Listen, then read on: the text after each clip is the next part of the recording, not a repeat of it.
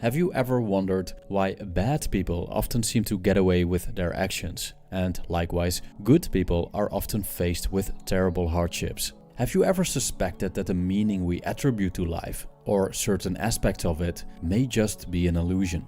In other words, a man-made creation, only to make the mystery of existence more bearable.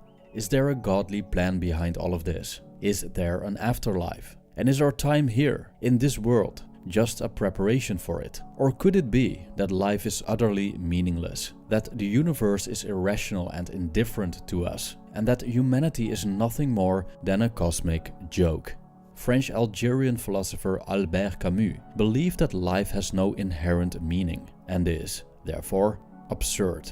In a way, this might be a reason for despair that can lead us to end our own lives. But Camus stated that a meaningless universe is actually an opportunity to free ourselves from the shackles of hope and experience existence more fully.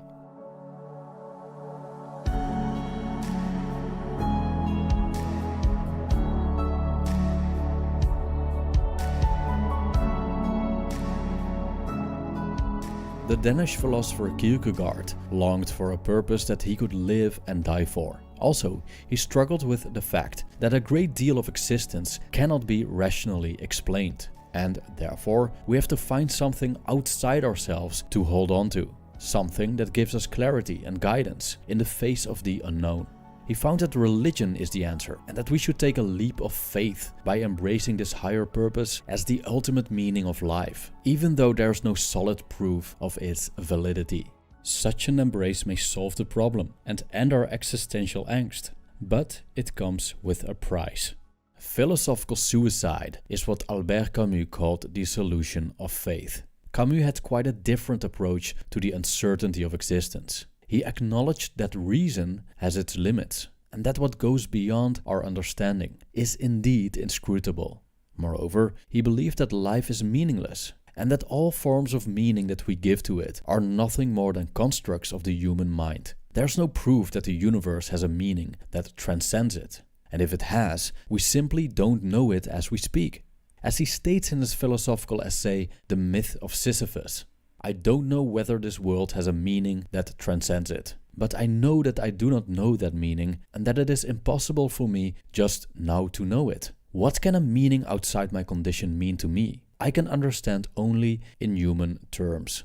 End quote. Thus he concluded that the only honest observation that we can make about the world is that it's meaningless. There are no universal values, there is no divine plan, and everything happens randomly. Hence, life is absurd. But what did Camus mean with the absurd? Did he mean that we, humans, are absurd beings?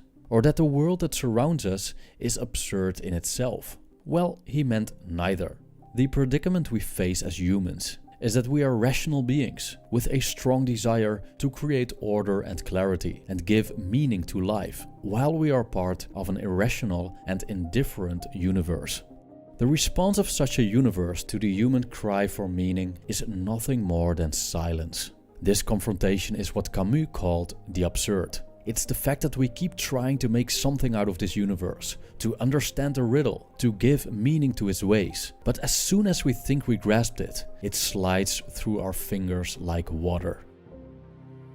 The realization that we are a bunch of primates living on a rock in an endless universe that is indifferent to us, and that after 100 years our lives will be forgotten, and that our planet won't survive anyway, because sooner or later it will be swallowed by the sun, could lead someone to despair.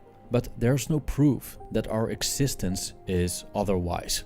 Also, when we look at the repetitiveness of our lives and this culturally accepted path that we are all expected to take from birth to the grave, we might start to wonder and think, what's the point of all this?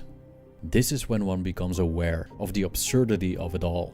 As Camus stated, and I quote, "Rising, streetcar, 4 hours in the office or the factory, meal, streetcar, 4 hours of work, meal, sleep, and Monday, Tuesday, Wednesday, Thursday, Friday, and Saturday according to the same rhythm. This path is easily followed most of the time, but one day the why arises, and everything begins in that weariness, tinged with amazement." End quote.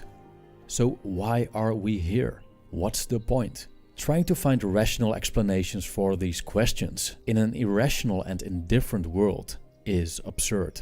And according to Camus, the absurd cannot be negated. This means that we can react to it in two ways.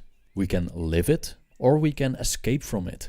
Many clever people have exploited this human tendency to long for meaning by creating ready-made answers to satisfy any philosophical and existential question and use them as tools for control. These may come in the form of religion, but there are also secular substitutes that attribute meaning to existence. For example, the Nazi belief in a master race that is destined to rule over all other races, or the sacralization of national identity, which makes the act of serving one's country an ultimate concern, or the belief in karma, which isn't always valid. When we see that many bad people get away with their deeds and live happily, and many good people are faced with misfortune.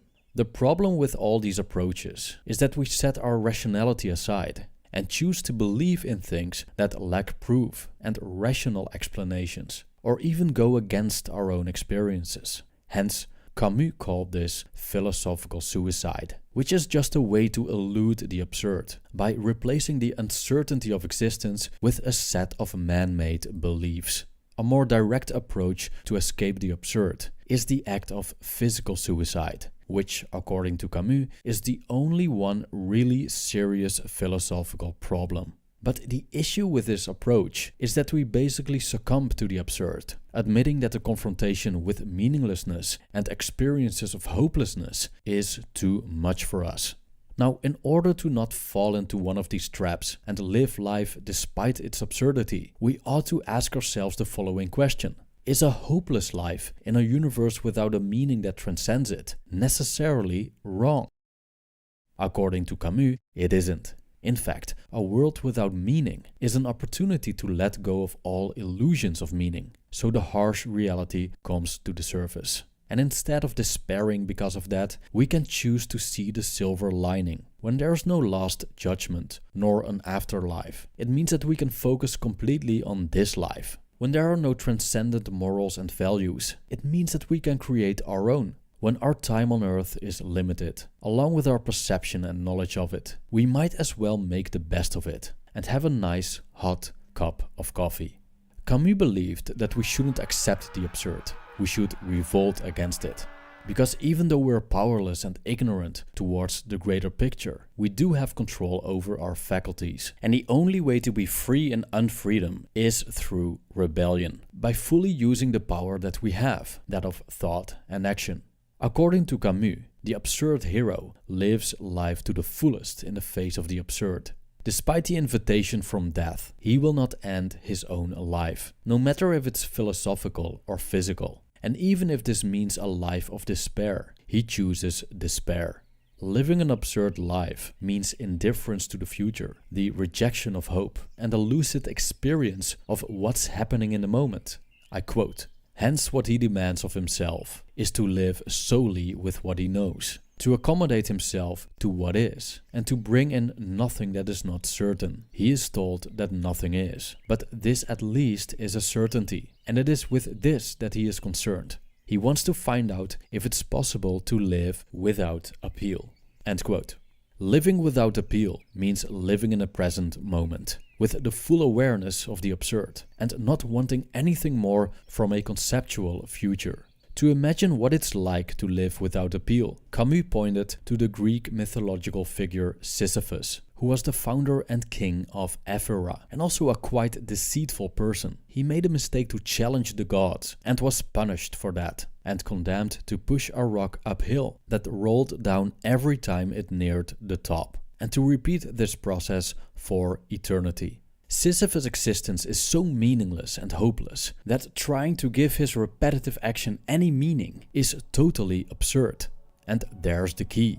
Living without appeal means that it isn't necessary that our actions lead to something better in the future. The meaning lies in the act itself, which is sufficient to be content in a hopeless life. The gods based the punishment of Sisyphus on the idea that there's nothing more dreadful than endless and futile labor. but this simply depends on the position we take towards that. So what if we imagine Sisyphus happy? What if one finds joy in despair and refuses to bow for the misery that life throws at us? Because is there anything more rebellious than to actually find joy in what's supposed to be our punishment? Thank you for watching.